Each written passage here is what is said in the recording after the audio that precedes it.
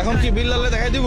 ইন্ডিয়াতে যাবে প্রায় 5 লাখ টাকা লাগবে। দেও তুমি যে একটা রুগীর কাছে গিয়ে বলো না জুয়েল ভাই সাহায্য করেন, উল্টা পাল্টা কথা বলিও না। এই যে আমার এই যে রেস্টুরেন্ট, এই যে রোজা ক্যাফে, আমাকে বলছে জুয়েল, ব্রেইনলেস জুয়েল বলছে যে 2 লক্ষ টাকা দেওয়ার জন্য, যে আমি নাকি সবসময় রুগীদের দেখাই দেই।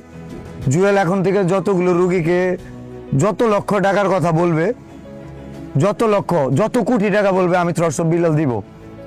আমি নাকি তার রুগীর কথা বলি। শেরপুরের কোনি মিয়ার পাশে দাঁড়ানোর জন্য, সে একজন মানবিক মানুষ, সে অন্যের পাশে যদি আঙ্গুল দেয়, সো এইটা দেওয়া ভালো না। ভালো কাজগুলোর ক্ষেত্রে আমি তারে অফার করছিলাম এবং চ্যালেঞ্জও দিয়েছিলাম।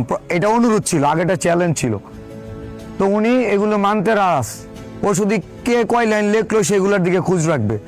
জুয়েল ভাইকে দৃষ্টি আকর্ষণ করছি যে রুগীর জন্য 2 লক্ষ টাকা চাইছেন, সাথে আপনি যে গাড়ি দিয়ে আসেন ওই গাড়ির গ্যাস খরচ সহ, ঠিক আছে, আপনার ড্রাইভারের বকশিস সহ, কারণ ড্রাইভারের ব্রেন নিয়ে চলেন, আমার মনে হয় খুব একটা বকশিস দেন না, ওই বকশিস সহ দিয়ে দিব।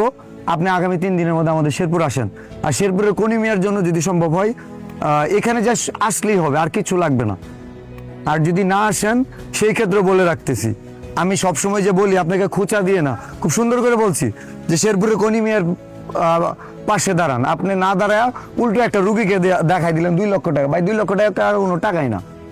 আপনি আসেন শেরপুরের মাটিতে জাস্ট পা রাখবেন, আপনাকে 2 লক্ষ টাকা দিয়ে দিব। আর যদি না রাখেন সেই ক্ষেত্রে বলতেছি নেক্সট শেরপুর আসলে একটু রেডি হয়ে আসেন। এটা কোনো থ্রেট না, জাস্ট বললাম। কারণ শেরপুরের কন্টেন্টের সাথে আপনি অপমানজনকভাবে কথা বলবেন, প্রতারক বলবেন, আর শেরপুরের থ্রটস অফ বিল্লালে ভালোবাসার মানুষরা আপনাকে ডাকবে মানবিক কাজের জন্য, ওইখানে আবার আরেকটা কাজকে চ্যালেঞ্জ হিসেবে দিবেন। চ্যালেঞ্জ অ্যাকসেপ্ট, 2 লক্ষ টাকা দিয়ে দিব। ঠিক আপনি জাস্ট আসবেন, আপনার জন্য 2 লক্ষ টাকা জাস্ট রেডি। 2 লক্ষ না, আপনি ওই সাথে কি, ওইখানে তো 5 লক্ষ লাগবে, 5 লক্ষই দিয়ে দিব। আপনি জাস্ট আসবেন, আগামী 3 দিন সময় আপনার। আর এই আগামী 3 দিনের মধ্যে যদি না আসেন, পরবর্তী সময় আসলে রেডি হয়ে আসবেন।